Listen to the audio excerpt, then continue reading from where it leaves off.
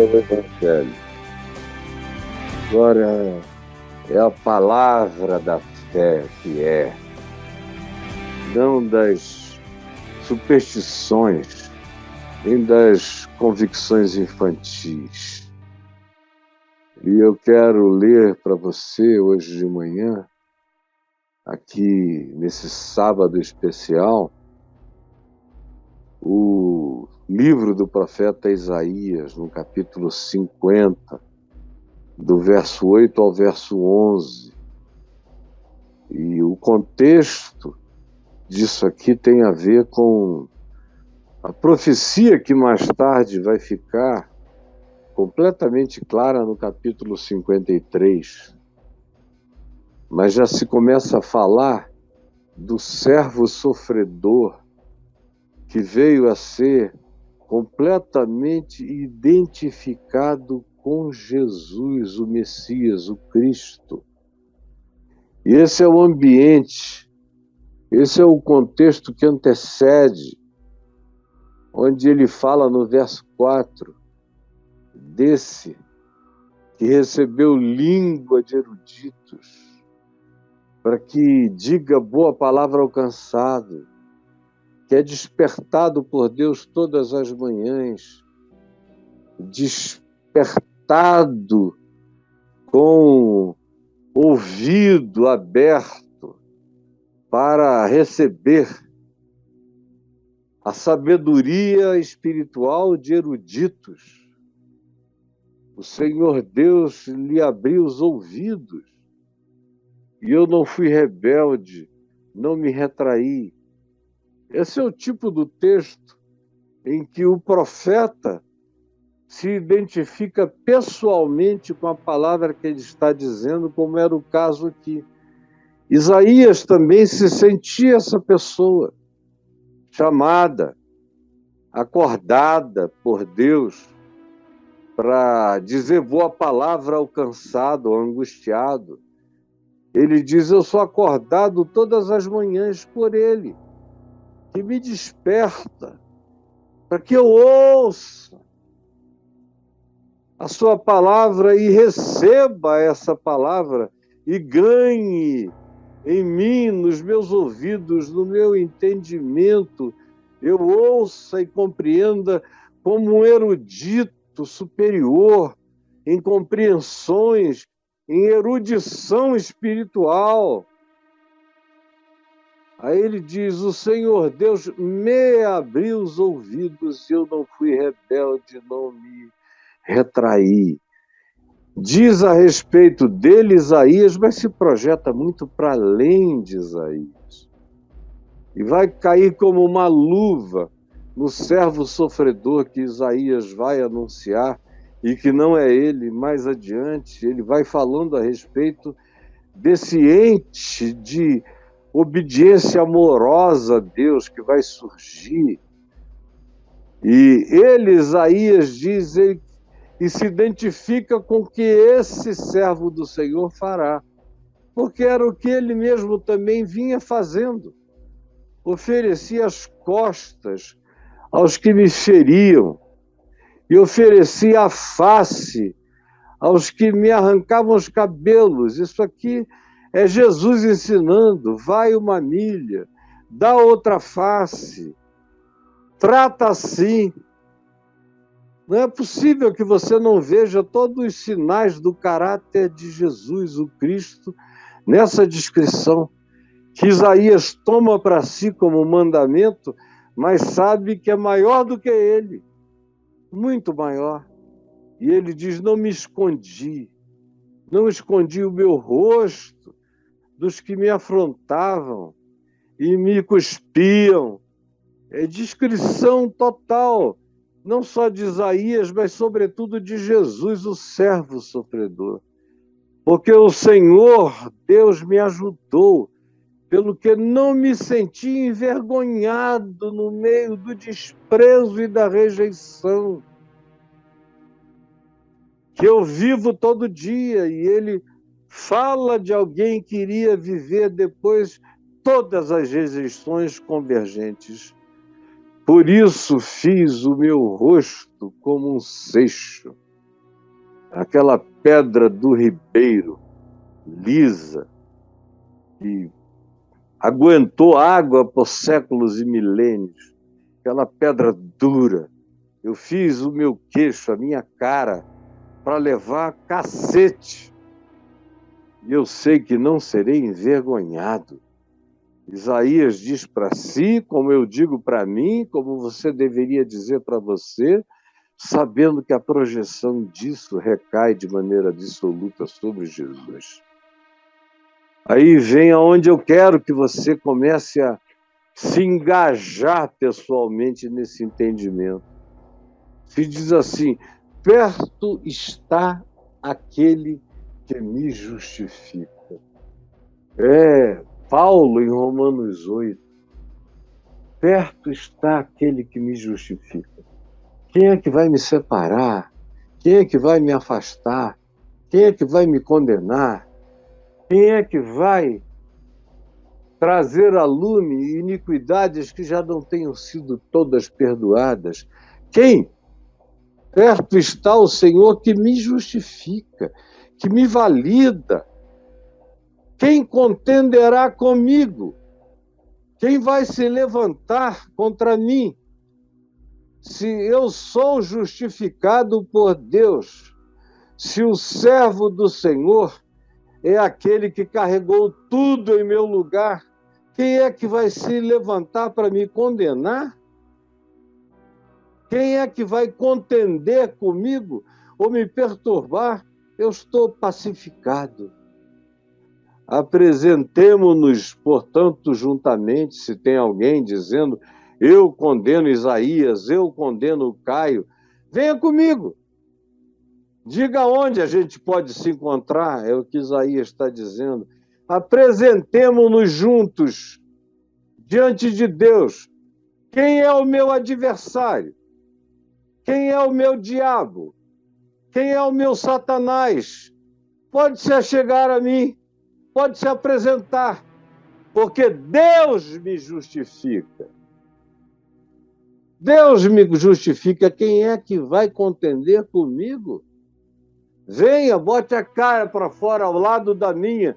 Vamos ver quem será justificado pela graça de Deus. Venha, chegue-se a mim. Eis que o Senhor Deus me ajuda.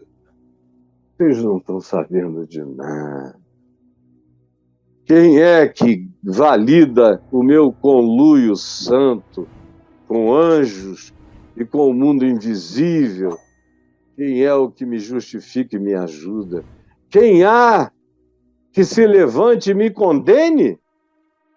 Como Jesus disse, quem de vós me condena de pecado? Mas aquele que está nele fala como Paulo. Quem de vós me condenará? Ou quem me condenará se Cristo Jesus é quem advoga a minha causa? Eis que todos os que possíveis e potenciais condenadores são como um vestido consumido, a traça da vida os comerá. Aqueles que se levantam para me condenar, eles próprios não subsistirão, porque neles não habita aquele que os justifica, como aquele que me justifica é aquele que me habita. É dele a voz que eu ouço, é dele a erudição espiritual que eu recebo. Quem há entre vós? Pareça aqui. Quem há entre vós que tema ao Senhor mesmo e ouça a voz do seu servo que andou em trevas sem nenhuma luz? Isaías, de certo modo, se identifica com esse servo que andou em trevas sem nenhuma luz, porque ele mesmo já tinha vivido muitas agonias e opressões. E no final da vida, esse que não teme nada, continuou vitorioso. A tradição judaica diz que ele foi cerrado ao meio, se ofereceu sem problemas, porque era Deus quem o justificava. Aí ele pergunta: quem há entre vós que tema ao Senhor e que ouça a voz do seu servo que atravessou a morte, que desceu ao Hades, que gritou libertação aos espíritos em cativeiro, e quando ele subiu às alturas, levou cativo o cativeiro, como Paulo diz aos Efésios, e concedeu dons aos homens? Quem há entre vós que tema este, que ouça a voz desse, que é o servo, que é o cumpridor do mandamento, que é aquele que encarnou o Verbo de Deus e que atravessou as trevas sem nenhuma luz e ainda assim confiou em o nome do Senhor e se firmou no fundamento do seu Deus. Quem é? Você o conhece? É ele quem justifica você? Você o teme? Você guarda a sua voz, o seu mandamento, a sua palavra? Você foi constituído por esse tipo de fé, de resiliência, de resistência. Ele é a sua inspiração, ele é a boa nova para você, ele é o seu evangelho. Aí Isaías conclui e fala, em nome de Deus e em nome das certezas da sua própria experiência: eia, todos vós, todos vocês, que acendem fogo e que se armam de setas incendiárias, que andam entre as labaredas do fogo que eles próprios atiçam e começam. E ai de vós que caminham entre as setas que vocês mesmos acendem para jogar contra o próximo de mim, é que vos sobrevirá isto, e em tormenta vos deitareis, diz o Senhor. Eia, olha aqui. Ei! Ei! Olha para mim, diz o Senhor. Isaías fala o que ele crê, o que ele sabe, e ele diz: olhem para mim. Eu estou falando a palavra da erudição divina, da sabedoria sublime. Olhem para mim, todos vós que acendeis fogo, que é uma expressão para gente que se coloca à disposição para incendiar o mundo, os outros. Vocês que só pensam na destruição,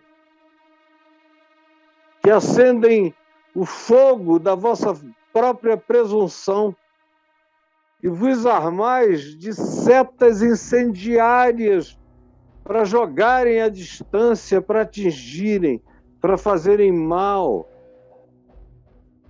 para trazerem palavras incendiárias. Vocês que se habituaram a viver na labareda, no incêndio, na confusão que o fogo de vocês cria, vocês que são pessoas de um vandalismo espiritual absoluto e que carregam esse espírito, que praticam essa espiritualidade do ódio, da raiva, da eliminação dos que vocês não gostam, vocês que preparam as estruturas, as armadilhas.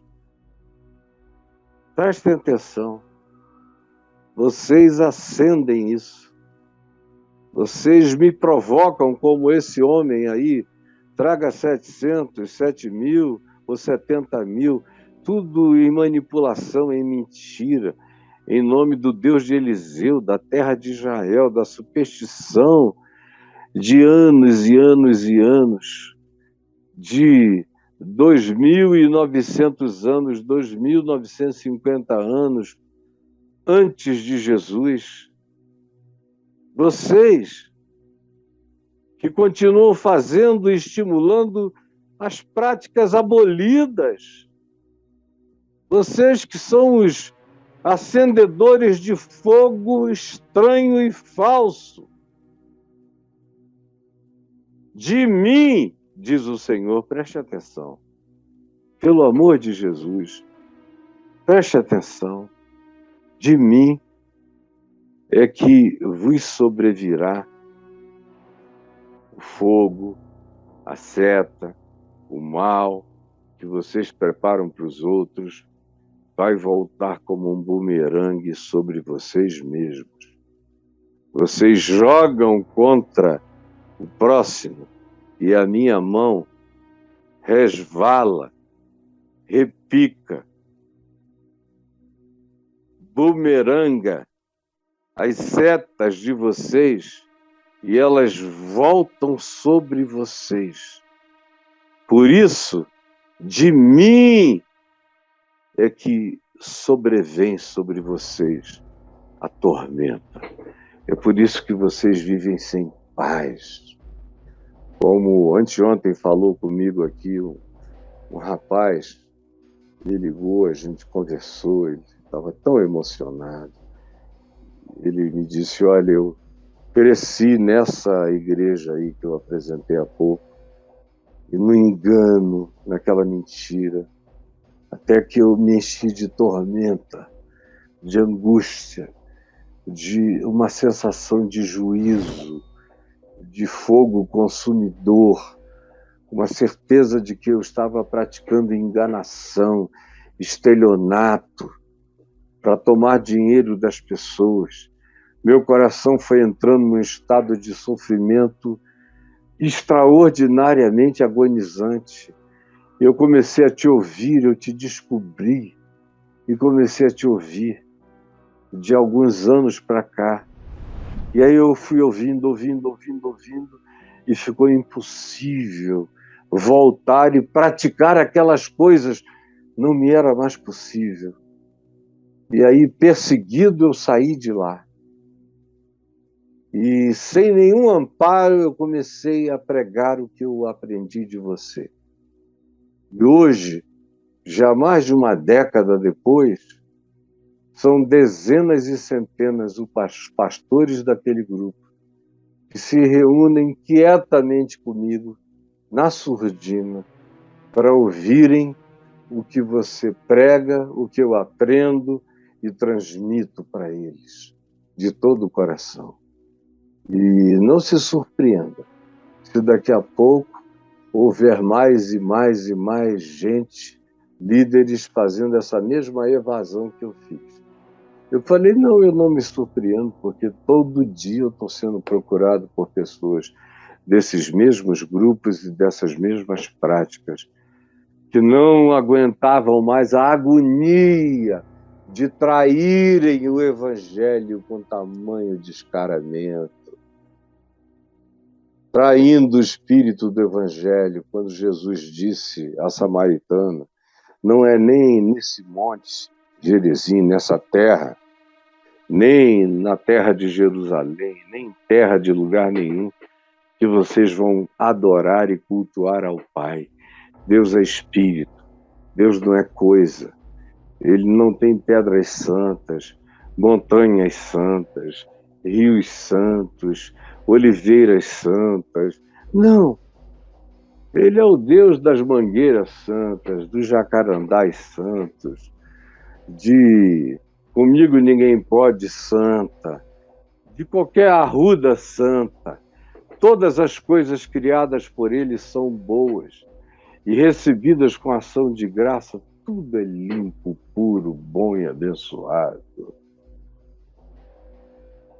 Jesus, tem muita gente aqui carregando esse espírito da superstição, que são pessoas constituídas não pela fé, mas por credulidades frágeis, que ilustradamente por aquela imagem que eu mostrei não aguentam um peteleco da vida porque vem abaixo, porque na base das suas crenças existe tormento, existe angústia, existe condenação, existe convicção de engano. Por isso o coração deles pode aparentar ousadia, mas existe em estado tormentoso, aflito, angustiado, sem paz. E eu quero te pedir por esses que estejam aqui e os que não estão aqui, mas que ouvirão com a mesma veemência que estão ouvindo aqueles que estão ao vivo nesse momento, porque a tua palavra nunca deixa de estar ao vivo, porque ela é viva, ela é sempre ao vivo, ela produz sempre o mesmo impacto, ela causa a mesma realidade, ela traz o mesmo esmiuçamento, ela é a mesma força veemente, ela carrega a tua autoridade e ela provoca na mente e no coração humano aquilo que ninguém imaginava que seria possível. Eu sei que tu fazes, porque tu fazes em mim. Se tu fazes em mim, tu podes fazer em qualquer outra pessoa. Eu te peço que tu faças, em nome de Jesus. Amém e amém.